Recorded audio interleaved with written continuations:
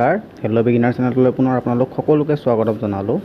আপোনালোকৰ কাৰণে পুনৰ এটি ভাল খবৰ। কেনেৰা বেংকৰ ফালৰ পৰা আপোনালোকৰ কাৰণে প্ৰায় 3000টা পদৰ নতুন পদৰ নিযুক্তি হ'বলৈ গৈ আছে।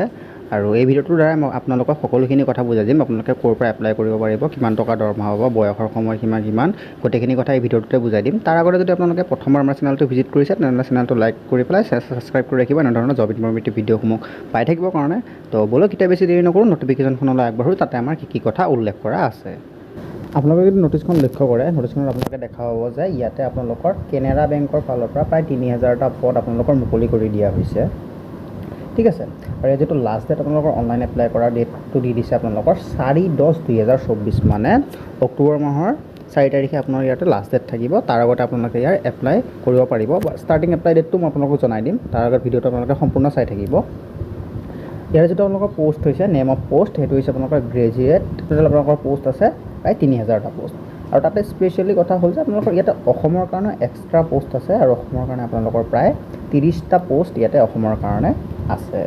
তাৰপিছত ইয়াতে আপোনালোকৰ যিটো আপোনালোকৰ ট্ৰেইনিং পিৰিয়ড চলিব, ইয়াৰে আপোনালোকৰ ট্ৰেইনিং পিৰিয়ডটো প্ৰায় 1 বছৰৰ কাৰণে চলিব। ইয়াতে লিখি দিয়া হৈছে যে আপোনালোকৰ 1 ইয়াৰৰ কাৰণে আপোনালোকৰ ট্ৰেইনিং ইয়াতে চলিব। আৰু তাতে আপোনালোকক দৰমহাও প্ৰদান কৰা হ'ব, যিটো আপোনালোকৰ মান্থলি দৰমহা হ'ব, সেইটো আপোনালোকৰ প্ৰায় 15000 টকা আপোনালোকৰ ইয়াতে মান্থলি চেলেৰি আপোনালোকক দিয়া হ'ব। তাৰপিছতো যদি আপোনালোকে অকণমান তলত উল্লেখ কৰে, ইয়াতে আপোনালোকৰ এজ লিমিটটো উল্লেখ কৰা আছে। এজ লিমিটটো আপোনালোকৰ প্ৰায় 20 বছৰৰ পৰা আৰম্ভণি হ'ব লাগিব, লগতে আপোনালোকৰ টোটেল এজ ইয়াৰ ইয়াতে 28 বছৰ হ'ব লাগিব। ঠিক আছে, তাতকৈ ওপৰত আপোনালোকৰ হ'বলৈ নোৱাৰিব। আৰু ইয়াতে আপোনালোকৰ এডুকেশ্যন কোৱালিফিকেশ্যন যিটো আপোনালোকৰ কথা কৈছে, এডুকেশ্যন কোৱালিফিকেশ্যন আপোনালোকে যিকোনো ফিল্ডৰ পৰা গ্ৰেজুৱেশ্যন কৰা হ'লে আপোনালোকে এই পদত এপ্লাই কৰিব পাৰিব। সেইটোত আপোনালোকে আৰ্টছৰ হওক বা ছায়েন্সৰ হওক বা কমাৰ্চৰ হওক কোনো কথা নাই। ইয়াত আপোনালোকে যিকোনো ফিল্ডৰ পৰা আপোনালোকে গ্ৰেজুৱেট কৰিলে এই পদত আপোনালোকে এপ্লাই কৰিবলৈ পাৰিব।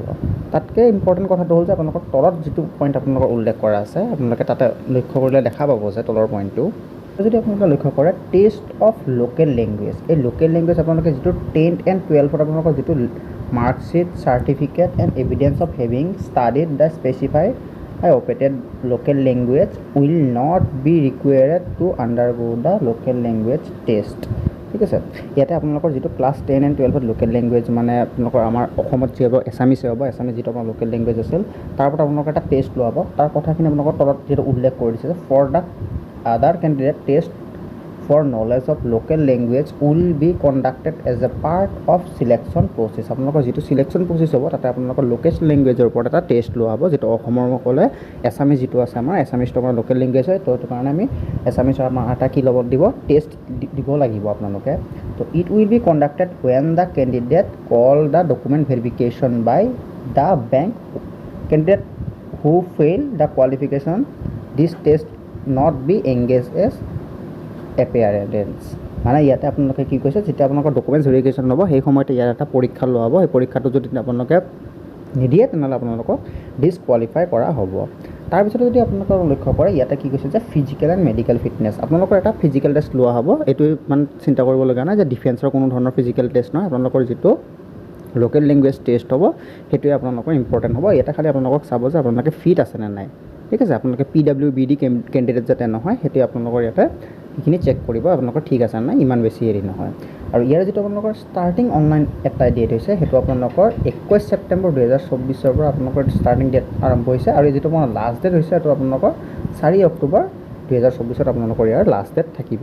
আৰু ইয়াতে এপ্লাই কেনেকৈ কৰিব, ইয়াৰ যিটো অফিচিয়েল ৱেবছাইটৰ লিংক মই আপোনালোকক ডেছক্ৰিপশ্যন বক্সত তলত দি দিছোঁ, তাতে গৈ আপোনালোকে চাব পাৰিব। তাৰ পৰা আপোনালোকে এপ্লাই কৰিব পাৰিব, বা কোনোবাই যদি এপ্লাই কৰিব টান পায় আপোনালোকে কম্পিউটাৰ দোকানৰ পৰা গৈ হ'লেও এপ্লাই কৰিব লাগিব। আৰু ইয়াতে বৰ্তমান কোনো এপ্লিকেশ্যন ফিছৰ কথা একো উল্লেখ কৰা নাই। তো ইমানখিনি আছিল আজি ভিডিঅ'টোলৈ। যদি আপোনালোকে ভিডিঅ'টো চাই ভাল পাইছে তেনেহ'লে লাইক কৰিব, লগতে চেনেলটো ছাবস্ক্ৰাইব কৰি ৰাখিব এনেধৰণৰ জব ইনফৰ্মেটিভ ভিডিঅ'সমূহ পাই থাকিবৰ কাৰণে। তো আজিতে ইমানখিনিতে, ধন্যবাদ। জয় আই অসম।